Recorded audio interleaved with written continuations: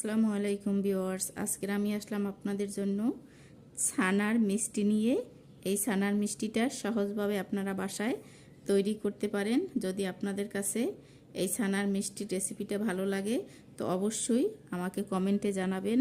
আর এখনও আমার চ্যানেলটি যারা সাবস্ক্রাইব করেন নাই তাদের কাছে অনুরোধ রইল আমার চ্যানেলটি সাবস্ক্রাইব করে দিবেন এবং লাইক কমেন্ট শেয়ার করে দিবেন। ফেসবুক পেজ থেকে যারা দেখছেন তারা লাইক কমেন্ট শেয়ার করে আমার পেজটি ফলো করে দিবেন। এখানে চুলায় আমি 1 কেজি তরল দুধ দিয়ে দিলাম, আর এই দুধটা জাল করে আমি ছানা কেটে নেব।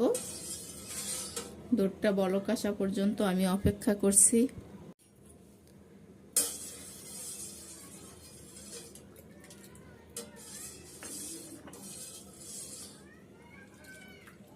এখানে দুধে বলক এসে গেছে। এখন এখানে আমি 2 চামচ সিরকার সাথে 4 চামচ